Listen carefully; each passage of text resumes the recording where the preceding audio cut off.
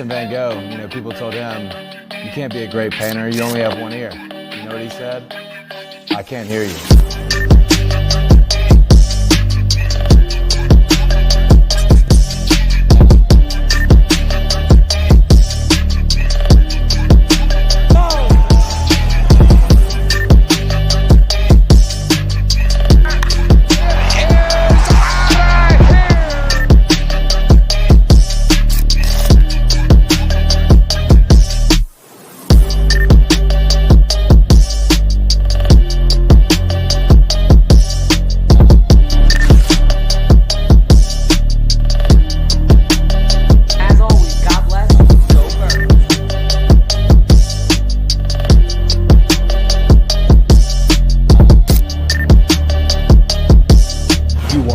Listening to Sippin' Sports, a Phillies sports talk morning show with Chris, KJ, and Dalt. Proudly powered by 302 Birds.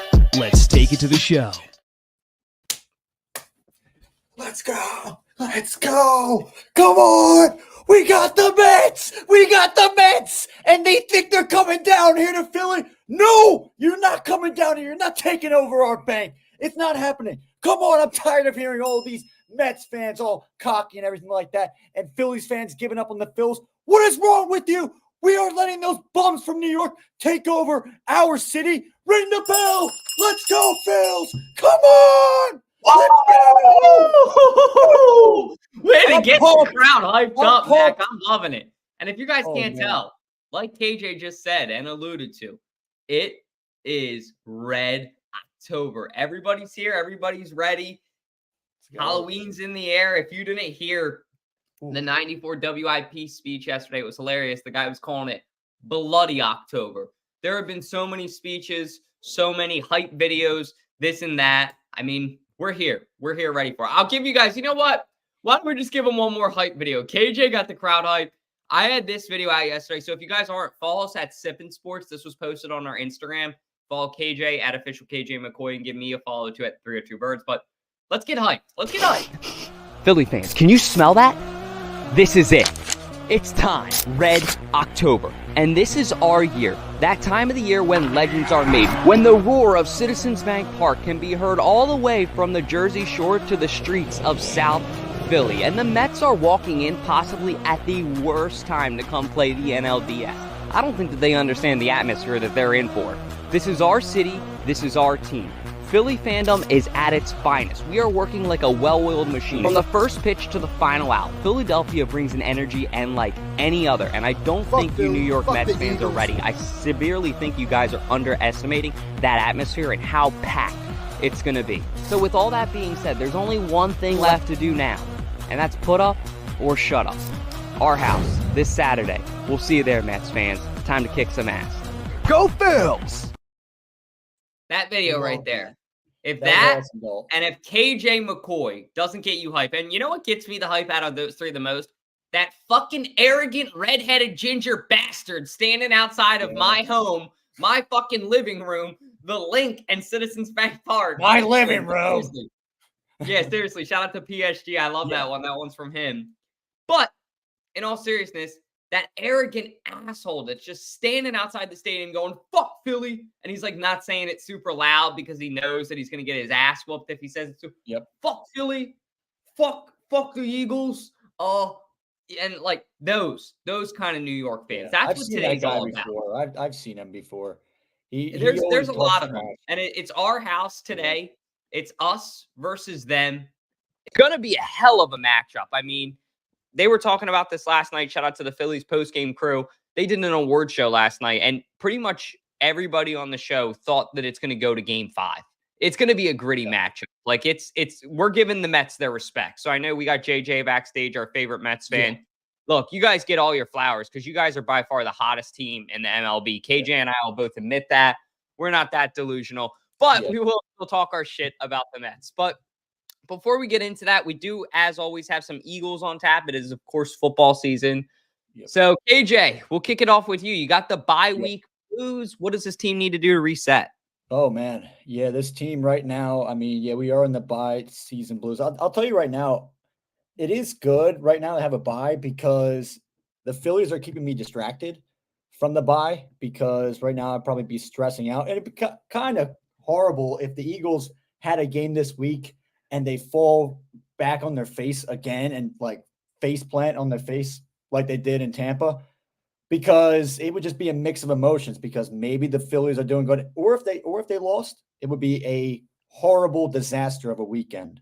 So thank God that's not happening. But I will say this, I think the Eagles, from what I heard we heard that Devontae Smith is back in practice, which is great to hear. He's going to start practice, I think, this week. He's said to, so that's great to hear. I think AJ is supposed to be practicing as well. I don't know about Lane Johnson yet. I haven't heard any word on him, but it just seems like it's perfect. It's a perfect time to have a break, kind of have a reset, and let's see if they really can reset as an organization. I mean, not an organization, but as like a group, as a team. And they could just kind of be like, you know what, though? It's early right now to have this turmoil, but can we flip the switch? I hope so, and I think so. I think they will. There's just too much talent, and I think there's just too many players, leaders out there on this team that aren't just going to let these other players just lie there on the ground and just lie down their lifeness. I can't speak right now. I'm just so freaking excited. So it's all good. And you're right, though. It's not a matter of if with this Eagles team. It's a matter of when. They're just so inevitably talented that you're expecting, like I said, not a matter of if, a matter of when. You have one of the best, if not the best, running back in the NFL right now. He was through the first 2 seasons yardage-wise. You have A.J. Brown, who's a top 5 wide receiver. You have Devontae Smith, who's arguably a top 15 receiver. You have Dallas Goedert, who's arguably a top 10 tight end. And then you have Jalen Hurts, who's a Pro Bowl quarterback and was in the Super Bowl, putting up one of the best games that we've seen in the Super Bowl 2 years ago. So there's no excuse for the Eagles. Like, I don't want them to think, okay, we had a shitty start. Like, we're going to bounce back. That won't happen again next. No, like, this is a learning thing. You guys do this a lot. The Eagles could very well be 1-3. The Eagles could very well be 3-1. They could be. They're 2-2. They could be 0-4. They really could. Yeah. I was just thinking of that recently. JJ texted me that this morning. Thanks for reminding me that, JJ. Appreciate you, buddy. But point is, the Eagles just, their own worst enemy is themselves. Yep. And they need to find a way to dig out of this hole that they've got themselves in. And it all starts with coaching, with execution, with players being underutilized, which are all things that we're going to get into. But let's just get into the execution aspect to start. So Darius Slay is not having the best game. Fans are going to obviously go on Twitter like in any city that they do, but Philadelphia probably a little bit more than most cities. I get it. And they're angry at him and tweeting at him, whatever. He goes out and replies to one of the tweets with his accolades. And it's like, the tweet's now deleted. It was deleted like pretty much a day or two, maybe even less after. But it's like, what are you doing, man? Come on. What's the point of that?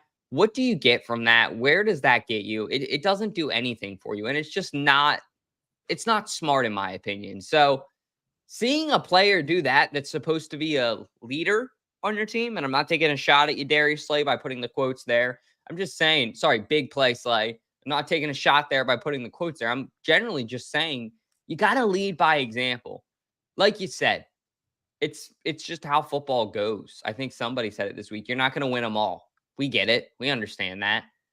But you can't stoop down to those people's levels that have nothing better to do than to tweet at you and say this and that, because it's just going to make it look like you're trying to defend a bad game, which then to people like KJ and I, who are not tweeting at you, we're not saying anything at you, but it's going to make you look almost bad to us. We get it. But at the same time, you can't just be putting out your accolades after a dog shit game. That's the best way to put it. Twitter, do I think Slay will bounce back? Yes. I just think that he's got to figure out this new system. He's got to figure out Vic Fangio. He's got to figure out himself and his role this year. He's getting a little bit older. He's not the same player that he was. So it's all got to come together for this defense. And really, these guys have got to execute. And somebody's got to put on a tackling clinic at the link.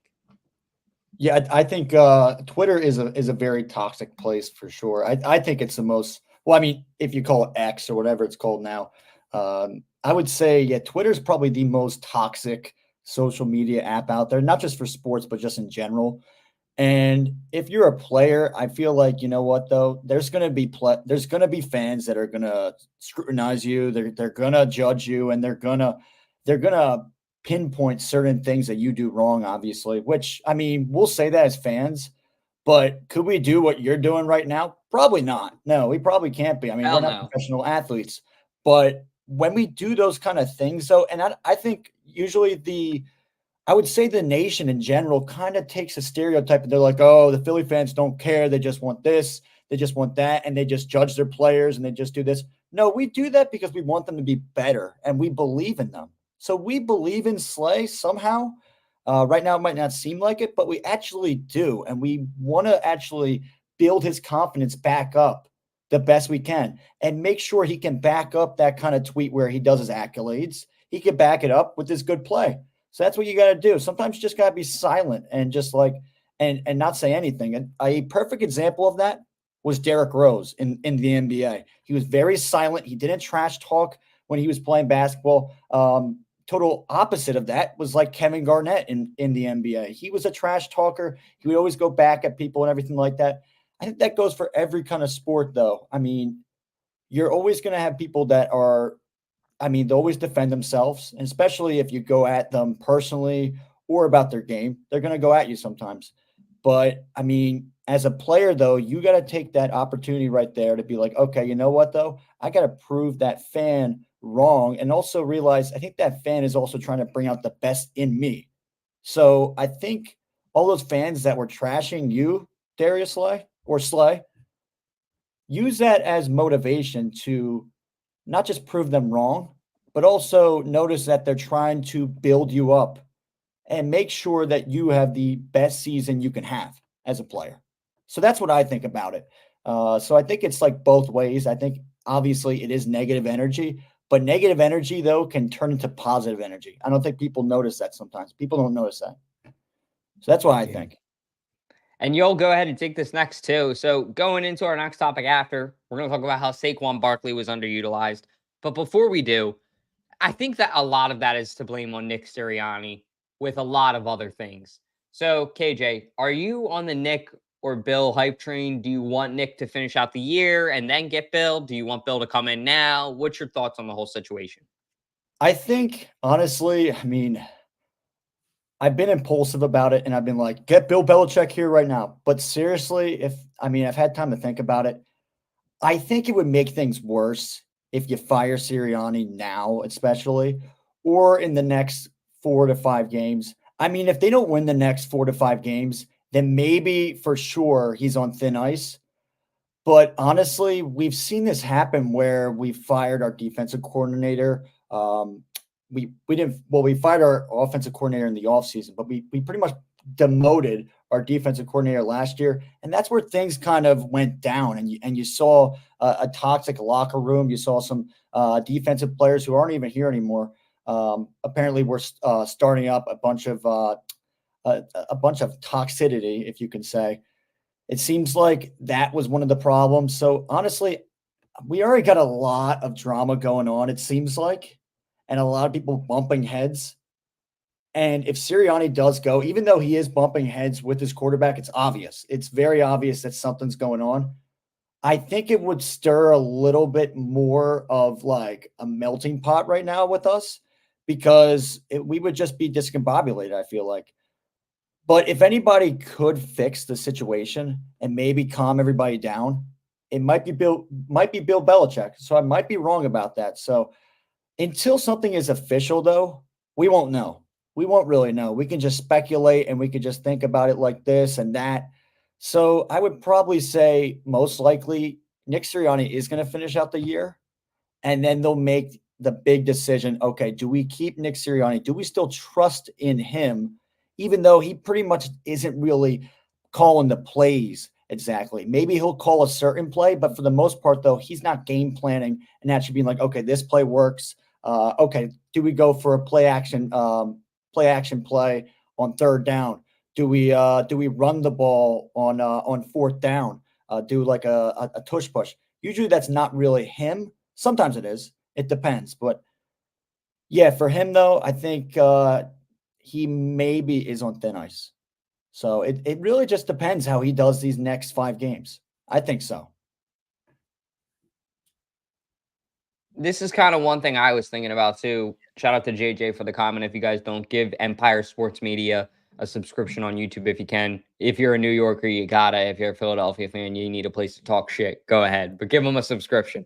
In all seriousness, this is a good comment because there's 2 other teams in the NFC that are going to be going heavily after Bill Belichick if Sirianni doesn't work out, and that's going to be the New York Giants and the Dallas Cowboys. So I am kind of afraid that he could go to the Giants, but I think with his history with the Giants, it also may not work out. I'm pretty sure he coached there in the 90s of some sort, if I'm not mistaken. I don't know if he was a head coach or not. I think he was like a coordinator or something. I might be wrong on that. He was with the Browns before.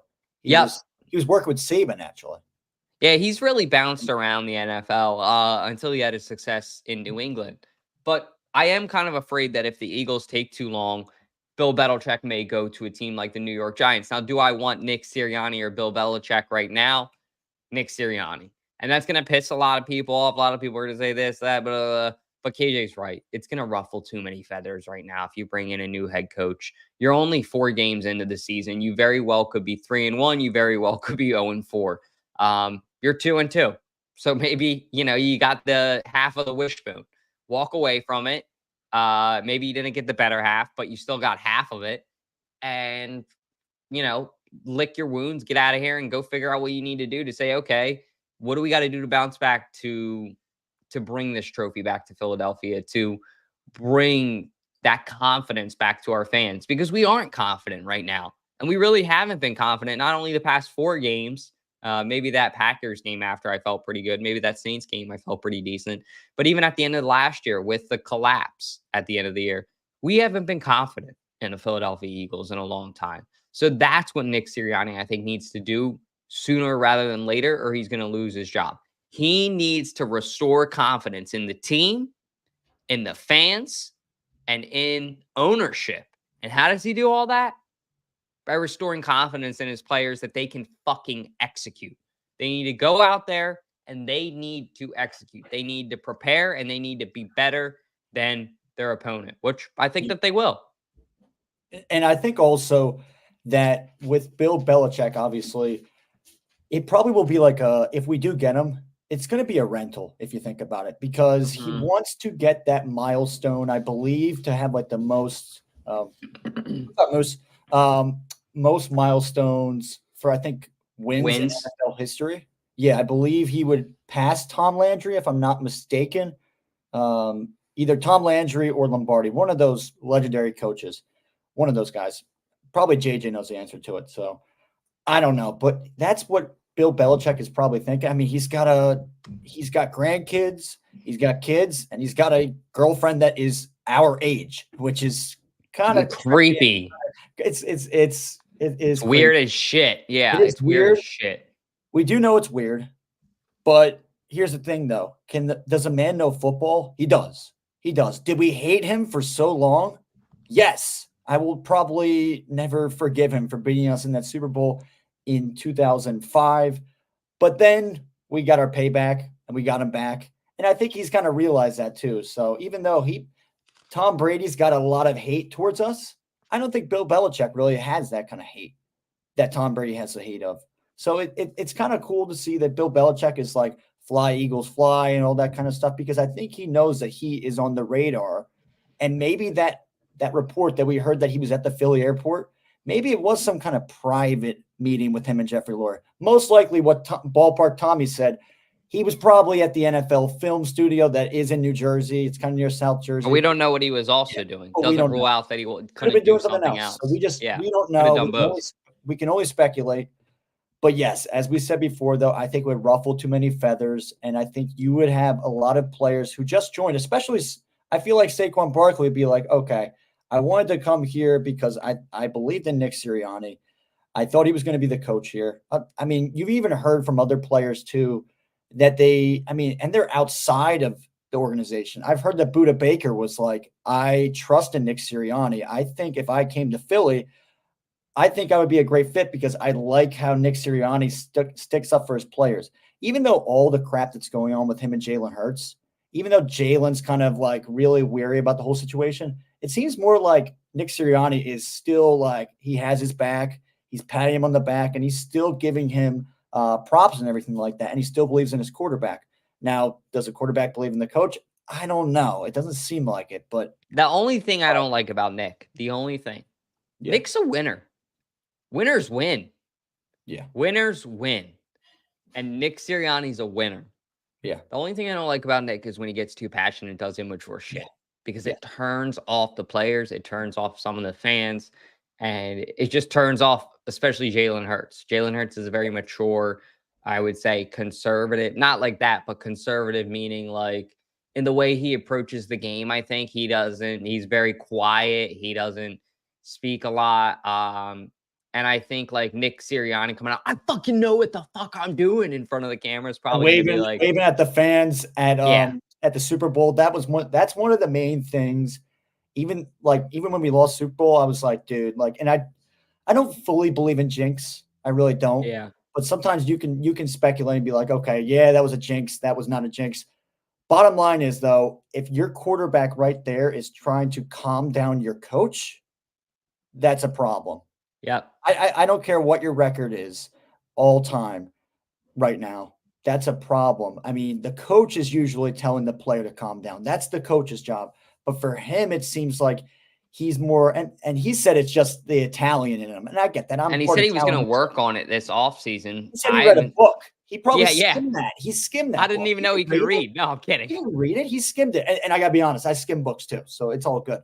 Hey, I'm dyslexic. I can't read either. So I own it. I don't even know what the fuck our next topic is. But what does this word say? Under. But yeah, that's the one beef I have the most with Nick before we get into our Phillies portion of the show. So stay tuned, guys. Red October's coming. Oh, man. But my biggest point was that last game was Saquon Barkley only got the ball like 9 or 10 times throughout the whole game. And just the game plan, I know that the Eagles didn't have the ball a lot. They didn't really have a big time of possession in the game. But Saquon Barkley is arguably the best at his position, like, on the team. Like, he's arguably the number 1, 2, if not 3 guy. Jalen Hurts is probably the 4 or 5 at best, if you could even get that. I don't even know if Jalen Hurts is in the top 5 of QBs in the NFL. A lot of people would say no. I understand. Then you look at A.J. Brown. He's right around 5, I would say. I would say he's like 5 or 4 for me in wide receiver category. But Saquon Barkley is undoubtedly, like, if you talk about best at position on the team in the Eagles, it's probably him or Lane Johnson. Lane Johnson's probably the best right tackle in football. So if you want to talk about underutilizing a guy, and it's not all Nick Sirianni, I think a lot of it is probably Kellen Moore. But it's just like you have a game where A.J. Brown and Devontae Smith are both out, and you're only giving your Pro Bowl, probably this year, running back, the ball 9 or 10 times. That's despicable. That is a crime. That's not a good thing. That's not something to be proud of. And there's really no way to defend that. Like, there isn't.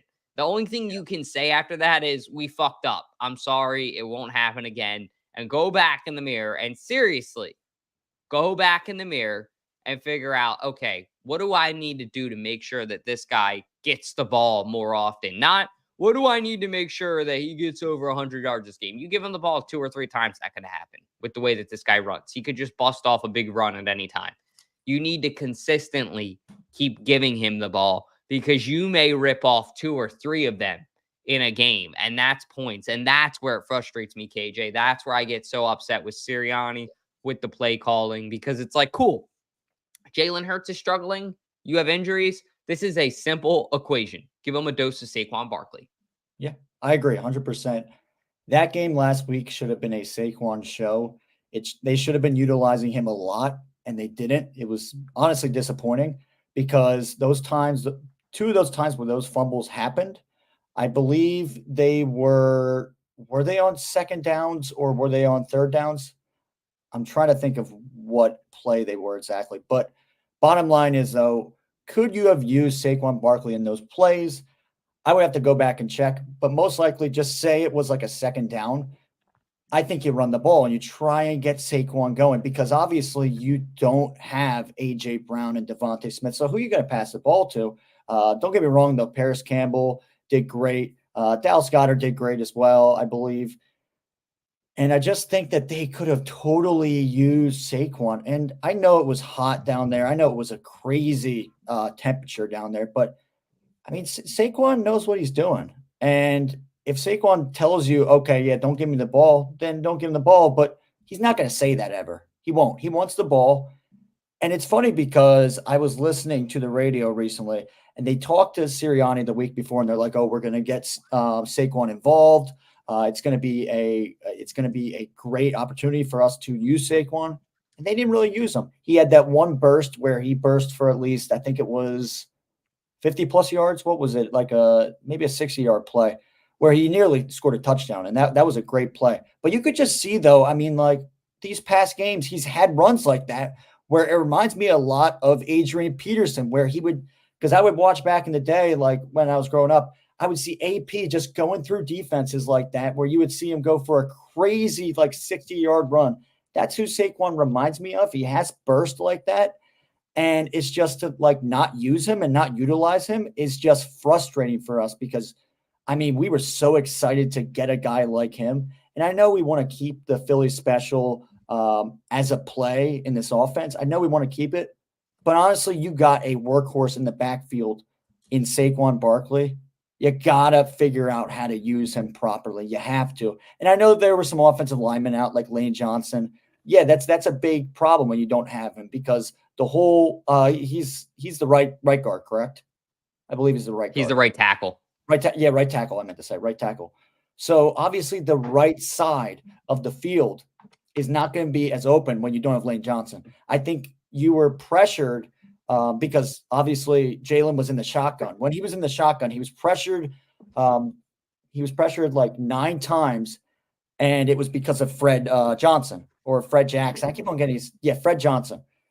He was pressured because he kept on missing his assignments, missing his blocks. I mean, the Buccaneers defense was just toasting him, and he couldn't keep up with them. So missing Lane Johnson obviously doesn't give that big open of a field for Saquon. So I think that's why, too, they really didn't go with that. I think they wanted to get him involved, but they just realized that game. They were like, okay, we don't have Lane.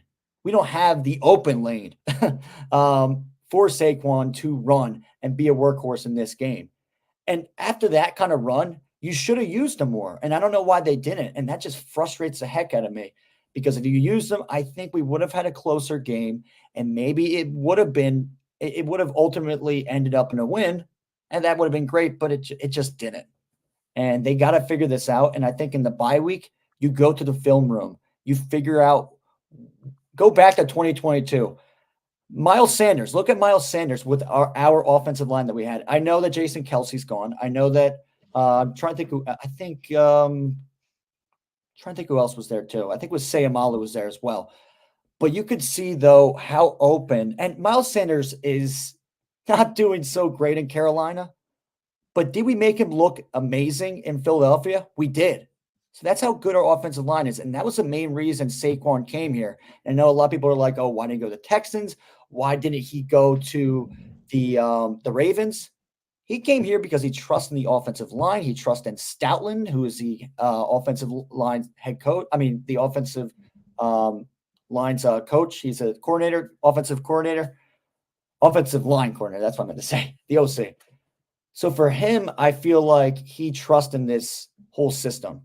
And right now, I don't know if he still does, which I don't blame him. But they got to get in the film room and they got to figure this out. And I think they will. They will. They will for sure. I think so too. So stay tuned for that, Eagles fans. It has been ups and downs. But now, I think for the part of the show that I know KJ's been waiting for, everybody's been waiting for, it starts today. The day that we don't just put a dent in the New York Mets, KJ, the day that we put another fucking crack in that bell from cheering so loud. The sound waves of Philadelphia today are going to be going crazy. JJ, are you guys ready for this? Are you ready for this? all you're gonna do this week is be ready. Be ready to learn the lyrics to "Oh My God," because there's gonna be so many balls flying out of CBP. My You're gonna have no freaking idea ears! what's coming. My freaking ears! Oh, They're bleeding! Oh, They're stop bleeding. it. What the? Oh, what stop was that? it. Hold on. We What got was backup that? for you, JJ. Oh my God! Do you ever shut Welcome the fuck back. up? My Welcome God! back. Wow. Shut up! Oh my God! It is Red October, baby! Oh my God! We're hanging Grimace from the Liberty Bell tonight, Dutch. We are hanging him from the Liberty Bell.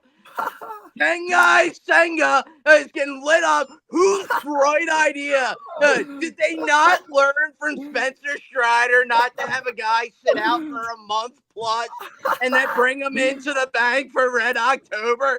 Did he not learn? Kengai Senga is going to get lit the fuck up. How many 18-run home runs can Bryce Harper hit today? How many? Edwin Diaz is giving up 40 pitches, 40 home runs. I need it at the back. Wait, are you gonna be there today? No, Dutch, put that finger down. I ain't done. We ain't finished yet. And Harper, 18 homers. Every Mets fan is getting pile drive in Jetro today. Hey, not one is allowed. For every OMG sign is an OMG. Hey, how many feet did it go from Bryce Harper today? Hey, Nick Castellanos has been on the couch seeing celebrity after celebrity die. He is fully fueled up with all the tragedies of humanity. No one died. No one died. He wants to honor Grimace fucking died. Castellanos drive to the left. Are you going to be there, Tom? Are you going to be there today? No, I have tickets for Game 5. There ain't gonna be no Game 5 because it's ending in New York. Just letting you know, we win You're one. right. We win one. Yo, Aaron we Nola win one. complete Listen game to me. shutout. Listen to me. Listen to me, you son of a bitch. Listen.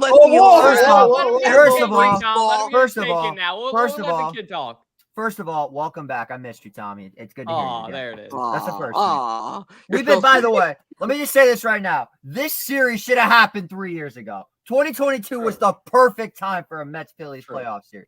We only played each other 19 times that year. Let's not forget that. We played 19 times. But I'm going to tell you right now, you let us win one game in CBP, you're finished. Because we're not losing in New York. And I'm going to tell you right now, you want to say all this Red October, and all this CBP is the loud house. Why are so many Philly people bitching that, saying, don't sell your tickets to the Mets fans. Don't let the Mets fans come into CBP. Because we don't want you rats coming down. Because you're scared. Because you're scared. You're scared. Now you're annoying. Have you ever sat next to a Mets fan? Have you? Because I don't think you have. They are the game we went with Matt Bear and fucking James. He was on edge. Yeah, wait, Tommy, tell him what happened when you had Fucknut and Fucker behind us. I was with those James and Matt. Oh my God! Listen, Tommy, that's a bad example. They are not. No. I'm a real one. I'm a real one. I had 4 Mets fans sitting in front of me, and they would not shut the fuck up. As soon as one pitch didn't go their way. Oh my God, is this umpire blind? Buddy, you're sitting in the right field bleachers. Now you know how I feel about Hunter. Now you know how I feel about Hunter Brody every time he opens his mouth.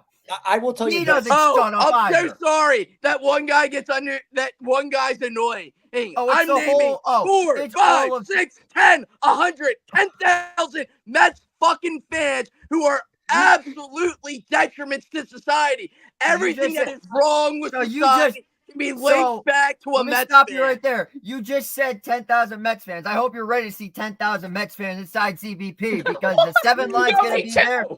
The 7 line's going to be there. And Steve Cohen has already came out and said that .72 has bought about 8,000 tickets. So be ready for a lot of orange and blue. Yeah. JJ, I just talked to the exterminator, and they're going to exterminate all those freaking rats over there. We're taking all those rats out of the bank. They're getting out of there. We don't allow rats in our stadium. KJ, you know you're my guy and all, but you're starting to become more cringy than AJ and Big Justice because you seem like a one-trick pony. Hey, AJ and Big Justice over and over and over and over and over again. It's like I never made the joke ever, though. The Costco. All you say is rats when it comes to New York. Because that's what you guys have, though. What about the absolute filth? You guys have a rat problem in New York. How many of our mayors have been arrested? How many of your mayors have been arrested? Yeah. And at least our team. Wait, get this. Listen. Oh, hold on. He doesn't want to admit they're full scumbags in New York. Listen, man. Money laundering and high crime. The most famous fan is in prison right now. P. Diddy, Puff Daddy, is a Mets fan. He is a Mets fan. He's a well-noted Mets fan. Here's the thing. He Mets here on every late night show he goes on. And for the last 20 years, buddy. Here's the thing. You're all pedophiles. The real biggest, but here's the thing. The real biggest Mets fan is Nas. Unfortunately, Diddy had to be born in the same city as me. But here's the thing. Don't y'all have some fat motherfucker, a 50-year-old guy that always paints his face for absolutely no reason because the dude thinks he's on the team? I mean, what's the difference between him and Diddy, honestly? Who say he wasn't at the Diddy party? One's a pedophile, one's not. Wait, one diddles with kids and one doesn't. Are you trying to talk about Philly sports guy? He called him fat. He called him He's like the best fan ever. How Best you fan guys have Frank the fucking Tank. We don't not claim even him. a real What's Mets the difference fan. between Frank We and don't Diddy? claim him. We don't claim him. He's a We don't Mets claim fan. him. You do claim him. The Mets fan Yeah, base you has can't dropped. talk smack on Philly sports guy. Here's You the called him thing, fat. He's not even fat. So here's the here's the Frank thing. the Tank, however. No, but, yeah. here's the thing. We dropped Frank the Tank's ass off back in May. We don't claim that motherfucker. We do not claim Frank the Tank as a Met fan. You know what we do claim as a Met fan? Evan Roberts, Tommy Legauer, Sal. Who the hell are these people? Okay, it's just the people from. It's just the people from a real media network because WIP might be the dumbest radio network of all time. I've been listening to it the last 3 days. It can't be that dumb if you've heard of it. And I've never heard of whatever the fuck you're talking about. We'll calm down now. Why is WIP dumb? Let's hear. What did they say they got under your skin? They're just so fucking cocky. It's unbelievable. They think the series You is haven't over met a Mets before fan then if you think they're cocky. Yeah. We can back it up. Who's the second seed right now, bud? Who's the second seed? Not you, bums. Here's the question, though. Do you want to know why the Phillies fans that I've talked to are nervous as hell? Why? Because you guys are in the position of the Atlanta Braves the last 2 years. All they Braves, though, bud. We're not the Braves. You're right, because you've been around 100 years longer than us, and somehow we still have the same amount of World Series championships. Anyway, I'm gonna just tell you right now. I'm gonna lay off the screaming for about 2 minutes because I gotta save a little bit of energy for the game. I'm gonna just tell you all straight up. No matter what happens this series, I'm proud of this team. They brought life back to Met baseball. First NLDS appearance in 9 years, and they're playing with house money. And you Phillies fans should know this better than anyone. There is not a more dangerous team in baseball than someone that's got nothing to lose.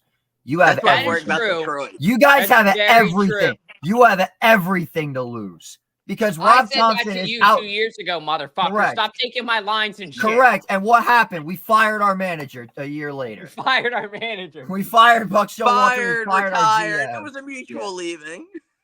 How do you feel about this first historic playoff series, JJ? I mean, I was shocked to hear that this is the first time the Phillies and the Mets are ever playing each other in the playoffs. I'm shocked. I would have thought they 100% played each other back in the 80s. I'm stunned to hear this. The Mets were bad a lot of those years, though, too. Phillies weren't amazing. The Phillies weren't amazing. The Phillies were bad from 1883 to 1949 to 2007. Hold on. Then they were bad from They were good for 1950. Lost to the Yankees. Lost. They also were good in 1915. Let me correct myself. I'm sorry. Hey. Then they were bad from 1951 to like 1976, and it was like them and the Dodgers. That's about it in the 70s. And here's the funny part: and you are also the first team in baseball to lose 10,000 games. So you really have been around for over 100 years. Yeah. Yeah, Journeyman. I did a little fact check. So I'm gonna just tell you this right now. There's been a developing, by the way. Dog, kudos to you because I had a feeling Tommy was gonna be here. It was just a matter of when. So good on you. You made me crack up. My eyes were barely awake. Tommy woke my ass up. So good on you for that. Barely awake. I That's woke what a real- up. You know, that's Philly what a- jersey Fucking long today. today. If That's That's something what a bad real happens. man does to a You woke child. me up. You woke me up. You That's woke what me a up. real Listen, man Wake up, ready to go. Wake Listen, your ass up. listen, That's man. what a I real was up man till does to a little child. listen, man. I was up till 3:00 in the morning running. So to the was hotel. I was drinking brewskis. Get used to it, buddy. What a real man does. Anyway, there's a story that's been going around. There's been a story that's been going around Philly sports media that resurfaced from 9 years ago. You may have heard about it. You may not have heard That about was it. 100% true. Those What are you talking assholes. What are you talking about? But you didn't like those He's owners just either. fucking with you. Oh, so you already know the story. Good. Yeah. No, he has no fucking clue what we the don't- story No, he is. knows exactly what I'm going to talk about. He mentioned the owners. So back in 2015, when Zach Wheeler was on the right side of the tri-state area, unfortunately, we had some very not so good people as the higher ups of the franchise. They blatantly told him, buy your own playoff tickets. They said that to Zach Wheeler, who was shoving all year long. But it's a reason that those motherfuckers sold the team. That would have never happened under the Cohen administration. And the Wilpons were the cheapest people on God's green earth. Tommy, what's that nickname you call them? Oh, the Mutts? coupons. The coupons. I always called them the mutts. The mutt. Well, granted, it's been Like, have you seen your face? You look like a mutt. Jesus Christ. I'm like He's kinda 6 like a Muppet. He's Tommy, kinda how like tall are you? by Yeah, any yeah. chance? Wait till you see. I'm 5'8". Go look at his football pictures. This kid's a fucking giant, Tom. I'm He 6 actually is. Is he? I've met JJ in person. You're looking He's at the pretty three damn most tall. You gotta intimidating look- Philly sports fans that probably not one of us is over 5'9", 5'10". Oh, he's Yeah. like, yeah. None of You us think are. that's bad though? You got to see Matt Bear in person. He's like 5'2". Oh, I have seen Hey, that bear. but Matt Bear Yes. hits stingers. God damn it! Matt Bear hits dingers. I could probably strike him out with my eyes closed, and I haven't thrown a pitch in 7 years. Anyway, Kudak Senga might even be able to strike him out today. I'm gonna tell you this right now. I don't think there's anybody that's been more. Oh my god! That swing. And him with wearing, dude, and he was wearing Philly gear. What a Like, he was- Sixers jersey. oh yeah, he wore Phillies gear last year at PSG's event. Wait, Here's the here. thing. If I was to- here's the thing. Let him talk. Let him talk. If I was ever to go to that, oh wow, very nice. A whopping 190 feet. Congratulations. Anyway, went Anyway, 10 miles an hour off the bat. 10 miles. First time I ever met Dalton, actually. in I person. think I think Glaciers be fast in that and ball. Tommy too. I think Jack doing the power punch with his head may have had more impact than the ball coming off that bat. Probably. Yeah, I've watched that clip a million times because you wanted me to put that on the show like 100 times. Anyway, back to this argument that I was gonna make. And if we're gonna do this whole PSG event, I was gonna show up with my New York gear, but I'm not stupid. I was gonna wear a Villanova jersey, probably my Brunson or my DiVincenzo, because I'm not stupid. I know what You thing just is good. talked shit on him. Now you want to go to his fucking event? Well, I mean, to cause chaos and Hulk Hogan into a Mets jersey, Oh get my the God. loudest boos in the city of Philadelphia. Yeah, Well, absolutely. Hulk Hogan, bud, actually has a bar in Clearwater, so he's Really? been shown with a Phillies jersey. He's worn a Phillies jersey. Yo, that's actually good to know. My dad loves Hulk Hogan. I might have to take him to Clearwater one day. There you go. Eventually. Yeah, and then No, he'll that's good put to a know. Phillies jersey right in your face. Yeah, all right. I mean, You know it, brother. You know it, brother. Well, it's too early for me to say what you're gonna do when OMG and the Grimace Mets run wild on you, but it's a little too early for that. But I want to ask you guys this: if by some miracle you drop the series to the Mets, is Uncle Rob out the door? No. Hey, can I take Absolutely this not. one first, guys? Can Go I ahead. take this one? I got something Good to say. question. Is Uncle Rob out of the door? No. Fuck no. The amount of This Phillies guy fans, the literally amount of took Phillies a fans. dilapidated dog shit beat the shit Phillies team that nobody believed in, everybody thought was done, everybody thought was overplaying their players, and got these guys into fucking shape. Got these guys to play baseball, not just for a paycheck, but for a fucking purpose. Does that sound familiar, Dalton? Because that's what the Mets are this year. They're the 2022 Phillies. Let me finish and then I'll let you have your piece. But I don't think that Philly Rob's out of here. I don't think he's going anywhere because JJ Segalo, he has everything that this team needs. He has the charisma. Well, maybe not that part, but in the locker room, he definitely has the guys back. And they have his, and that's what I mean by it. He has their respect is probably a better word. He has their respect. I think he has a good mindset, and he can put the fuck up with Philly fans, which I will say there's a lot of managers that couldn't do that. So I would rather stick with Philly Rob, a guy who I know when I may have my losses here and there, take him on the chin, learn from him, than a guy coming in that's going to completely be like all bark and no bite like Joe Girardi was.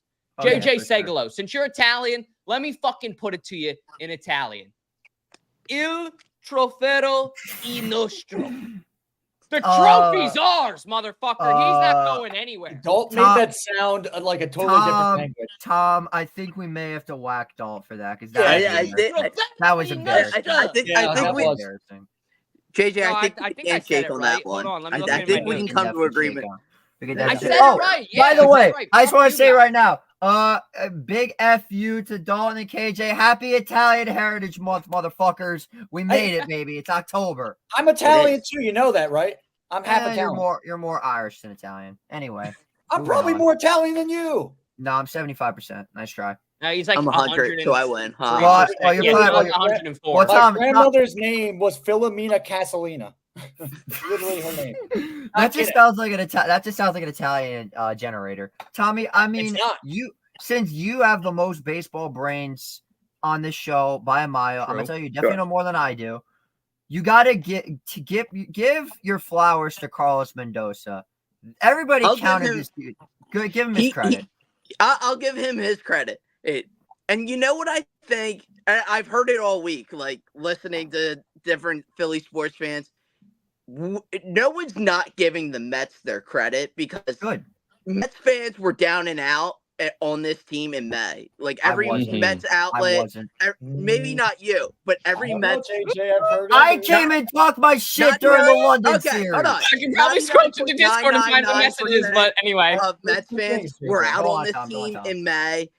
They were trending the wrong way, and I'm not sure what buttons he pushed, what thing he did. He figured something out to like rejuvenate that team and make it a playoff team. Yeah, I gotta give the man credit for that. Good. What makes us so peeved off and pissed off for today isn't the players per se. Maybe Nemo. Nemo's a little annoying. He's like he's like that little chihuahua, little ankle biter. That's little chihuahua. That's Bryson Stott. That's what fucking chihuahua. Fair enough. But anyway, he's going yard now that I just said that. Now he's probably going to go yard. I'm gonna take that anytime bet today. That being said, and it's the Mets fans that have us all pissed off because you all are sleazeballs. You all do this thing where you get in somebody's face when you come down to Philly, yell in our face, throw up the middle finger, spit in our face, dump water and beer in our face. Like this, and right? then you start recording. Yo, what is good? G-Fam, we out here in Philly. Phillies. Mets took the W, you already know. Got the link in the background. Fuck Philly. Fuck the Eagles. Let's go, Mets, baby. What do you think when you see that? He's a watered down Mets fan, and they all do it, and then they put the phone in your face and start recording, and then wonder why they get punched in the face because they didn't record all the stuff that happened before that. And they're like, so every time I see it, Philly fans are at it again. I'm like, no, they're really not because the Mets fans just got the consequences of their own actions. They recorded. I'm not going to sugarcoat it. They pressed the record button. What would you do to his phone? Would you chuck it in the street? Hold on, let JJ talk. I'm just going to tell you right now, Met fans are not perfect by any means. I've seen a lot of the stuff that they've done to Philly fans, and to be honest, they've had it coming. I'm gonna just be blunt. They have 100% had it coming a few times.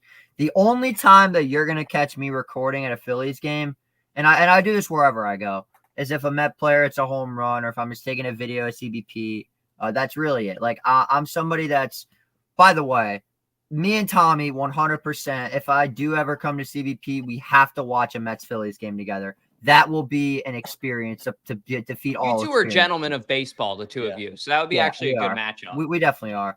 By the way, I'm going to just throw this out right now. I know this isn't for a long time, but if your Eagles do not kick the shit out of my Rams, then you're going to be fucked. Anyway, back to baseball. Oh, they're already fucked. I've already done believe me, our whole team is injured. Our whole team is hurt.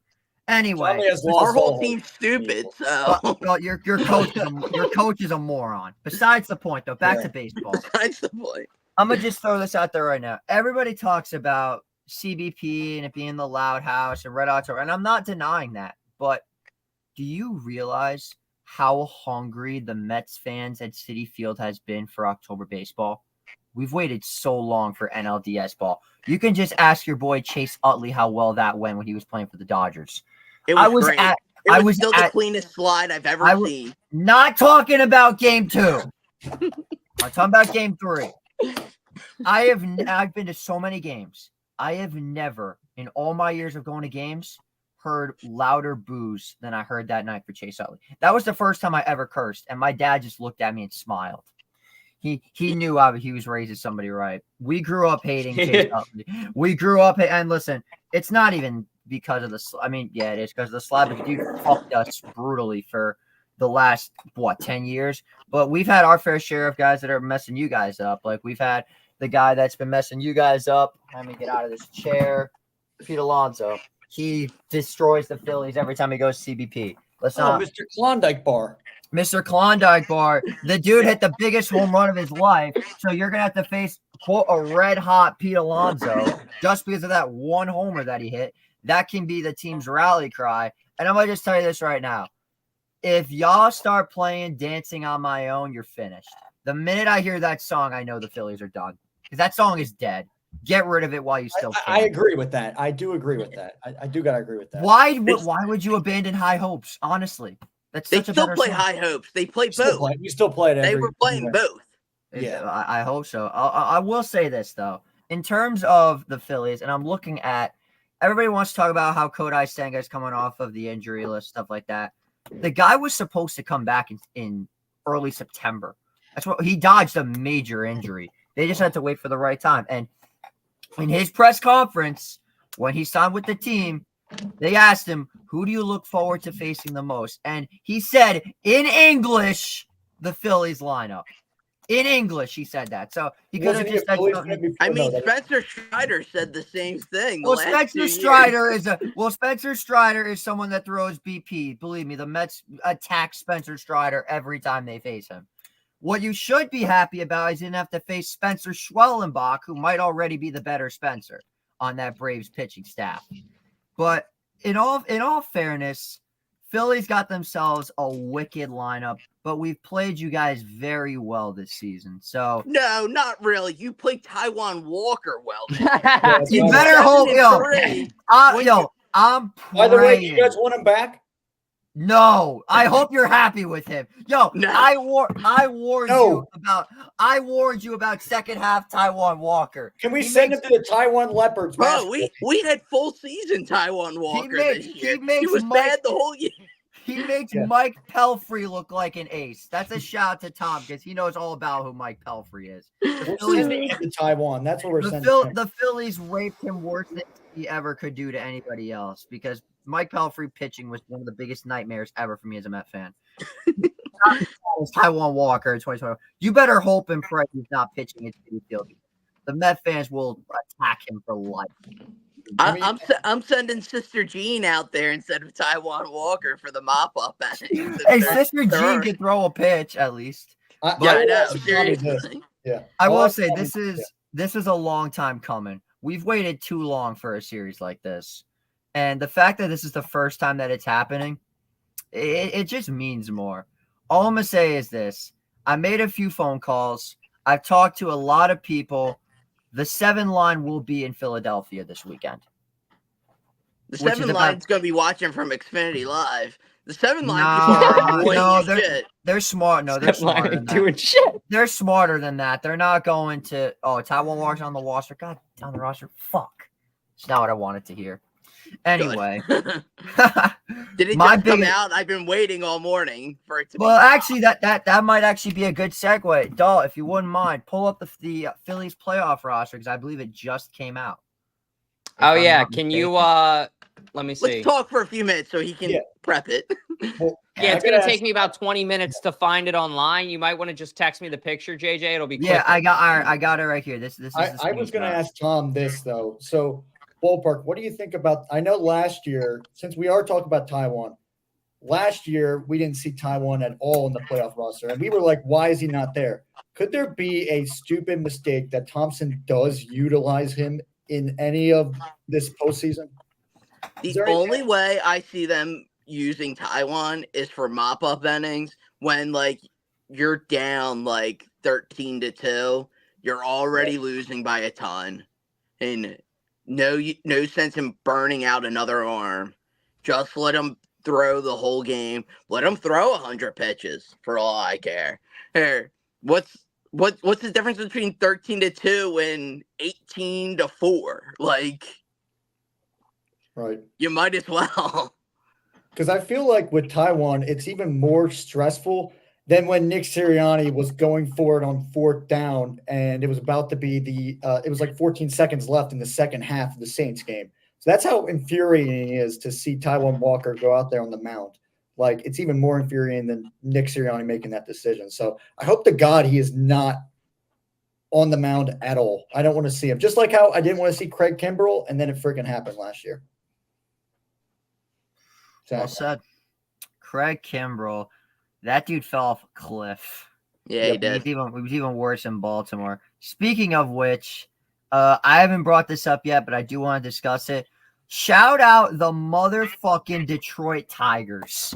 Those guys are they're so much fun to watch. Led by the former Philly Matt Vierling, yes, and Andy Ibanez of all people in the world. We could really use a Matt Vierling this year, trying out with Austin Hayes and all that.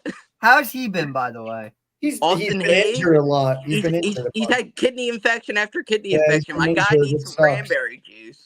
So I'm gonna just throw this out here right now. I'm looking at the pitching probables for this weekend. So we got Senga I'm Wheeler pulling up game the graphic 1, in a second too. I got Senga you. Wheeler game 1, Severino Sanchez game 2, game 3. Sanchez.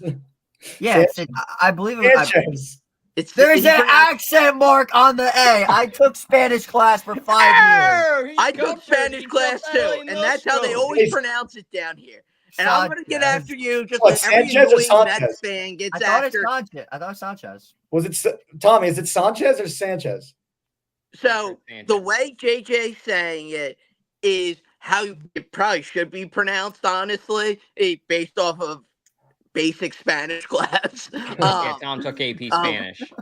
But AP Spanish. however, I stopped after Spanish 3. whenever he's introduced himself, he says Sanchez. Because he wants to be smart for the uneducated Philadelphia people. Oh, Let's be honest here. Let's be blunt.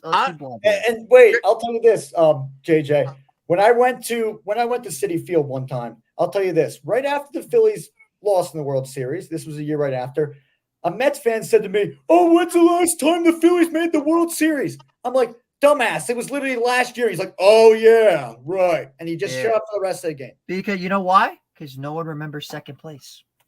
No one remembers second place. But he was asking me though. He said, "When's the last time you made the World Series?" And I said, "Last year, though." So he was. They don't remember because you didn't win. Because no one remembers second place. That's just a fact. Does that mean that people don't remember when you guys played the Royals and lost to them? Oh, well, I mean, I remember it because I was dancing down Broad Street just for the Royals. Our house got my.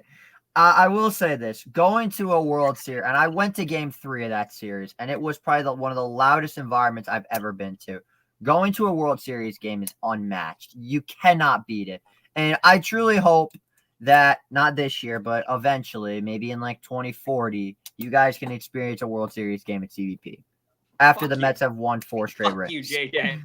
Anyway, let's take a look at this Philadelphia Phillies playoff roster, shall we? Any huge surprises, Tom? Because I don't see that many surprises. One surprise off the bat. I went down the right side, the right column first.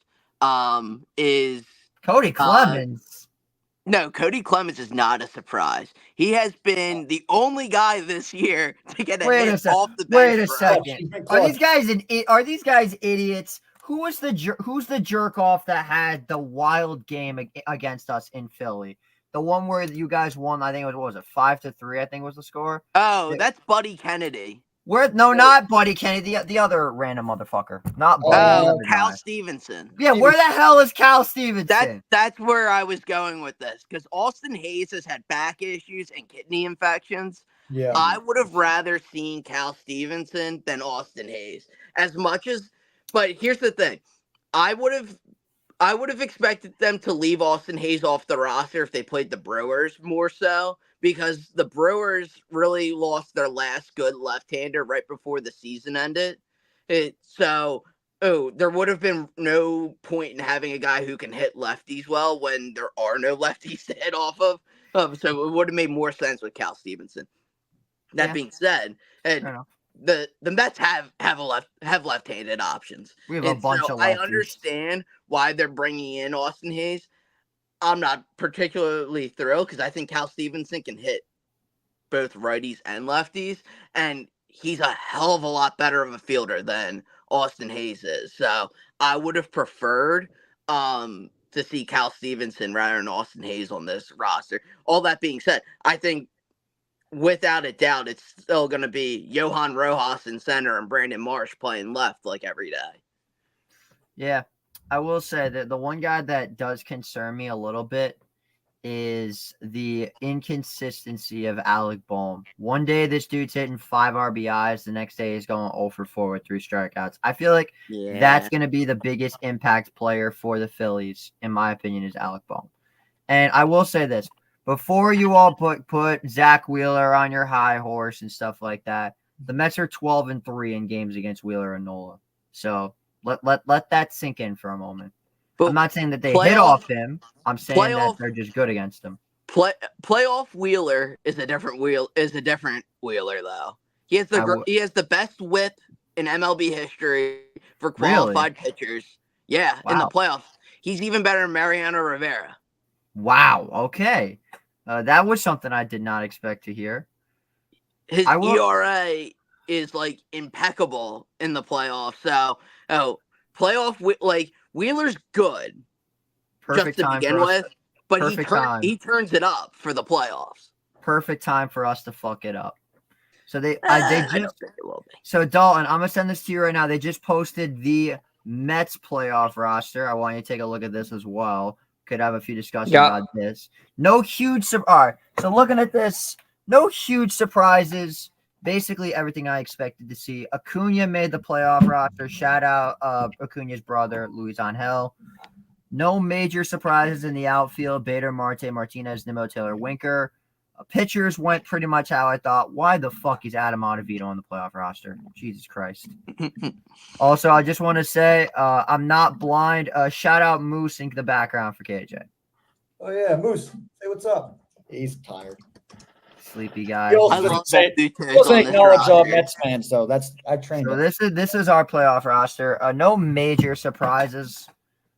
So Budo Diaz, Budo will look sharp in game 1 against Milwaukee. By the way, I'm gonna tell you right now, there is a trend going on that apparently the team that beats Milwaukee goes on to make the World Series. Apparently, that's been going back to 1981. Going back to 1981. So the Phillies, Nationals, and Braves all won the World Series that year. Oh, so perfect time for another NL East team to win the World Series after beating the Brewers.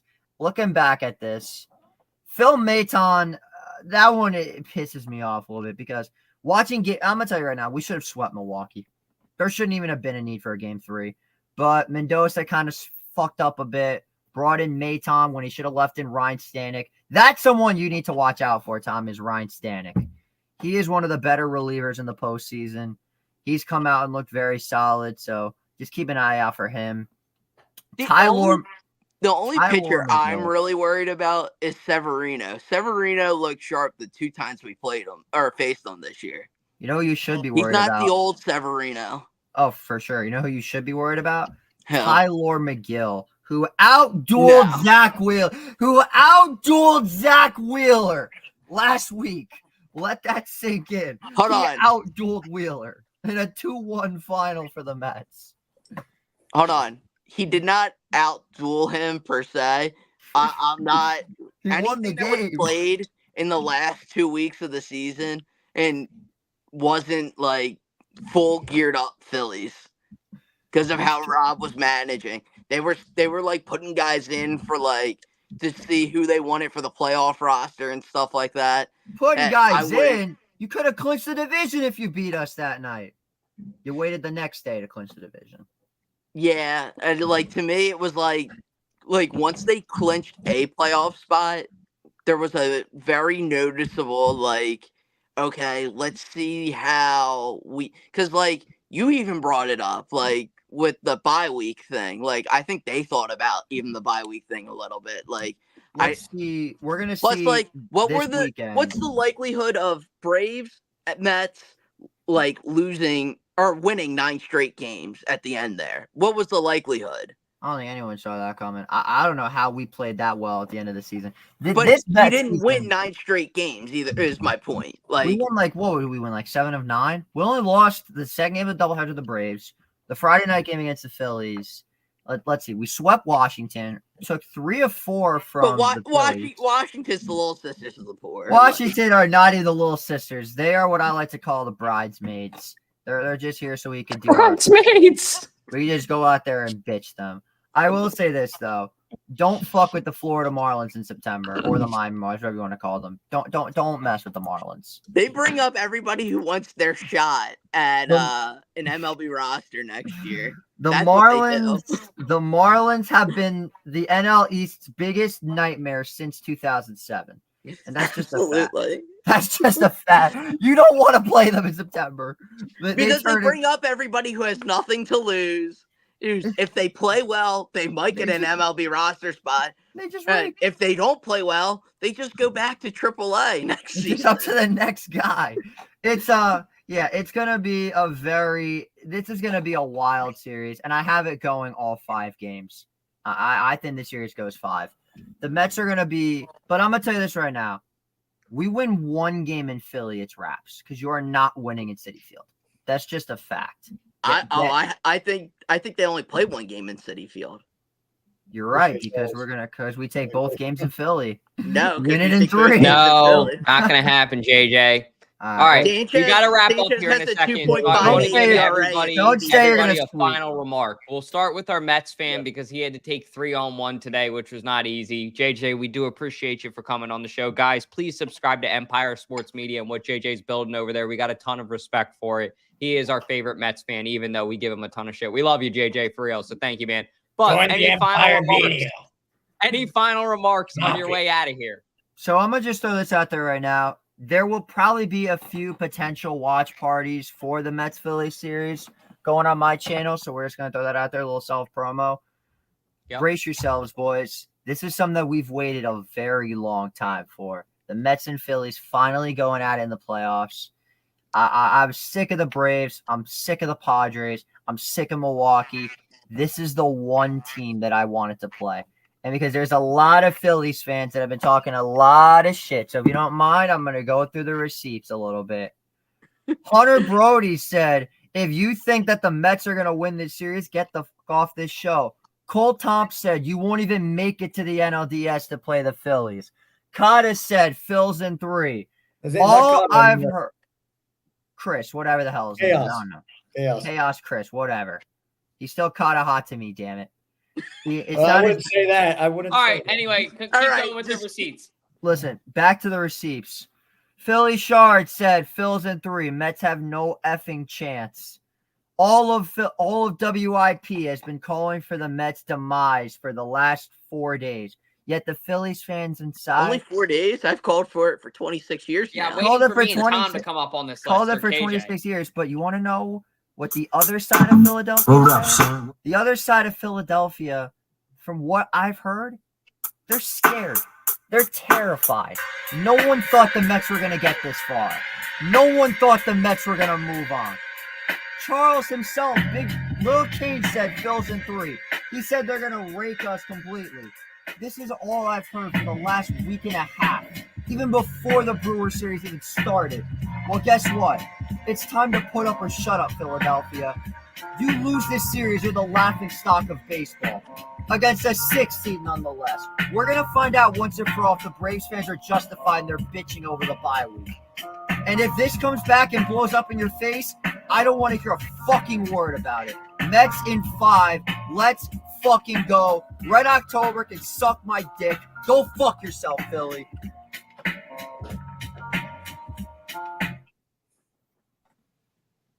Tom's asleep. You want to go ahead and defend the city, KJ, for us?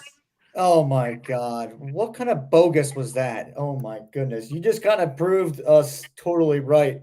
Remember when he said you were cringe, KJ?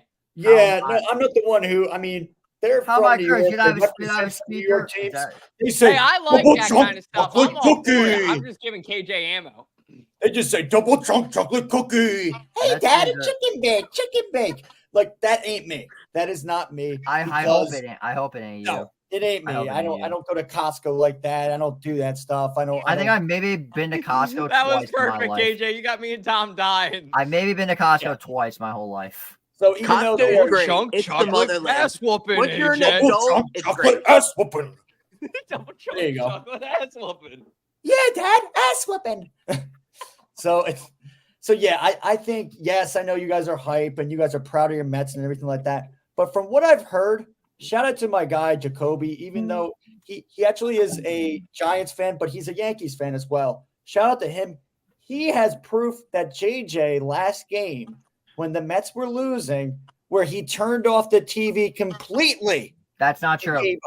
That is not true. What That's happened what I was heard. That's what I heard. Get him, So- KJ. so that narrative. So I'm gonna just explain right now. That narrative Sounds gets like a thrown fake fan around. to me. That narrative gets thrown around a lot. What happened was I basically just muted my entire phone. I'm like, all right, I'm not saying a fucking word till this game's over Fuck because we're this. probably gonna have some.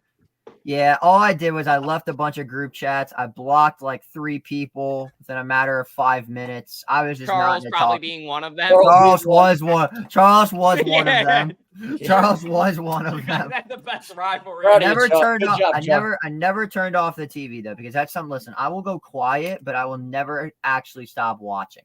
Shit, All right. Yeah, and Frank the Tank calling for Pete Alonso's head.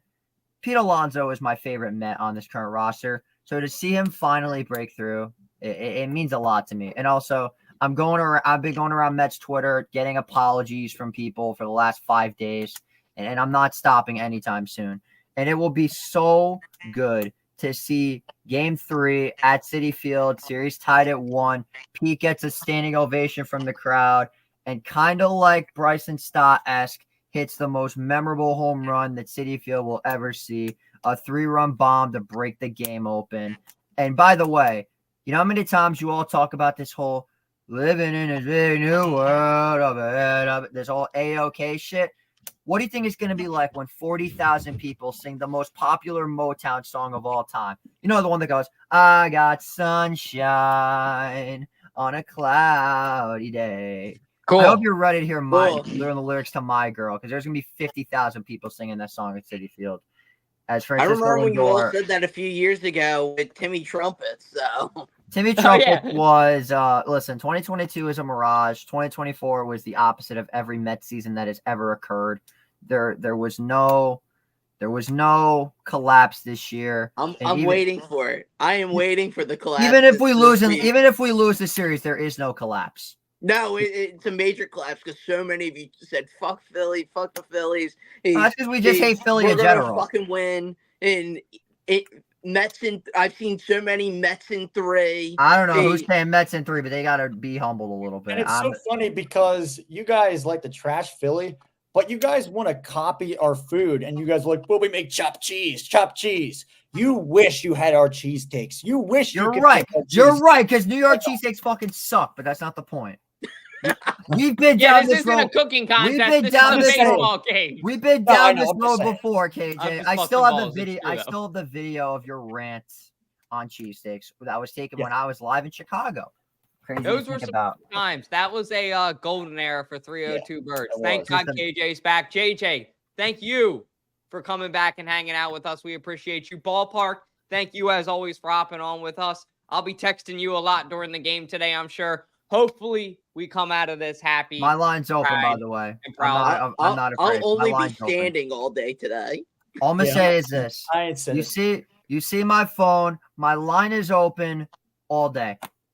Go All right, on. well, we will definitely be texting you. And if you guys aren't doing anything post-game, come here for the post-game show. Philly Maybe. Shardy will be wrapping it up. I'm sure Ballpark may make an appearance. I may make an Yeah. appearance. Oh, wait. Some other people Look may at the make. chat. Tom Look won't, at but the he'll chat. definitely be texting. Maybe I'll get him to send a Didn't video or you something. hate after. P for Chat. 7 innings see. in Game 3? No, I will never hate my favorite New York man on the team. What were you saying, KJ, real I quick? said, look at the chat.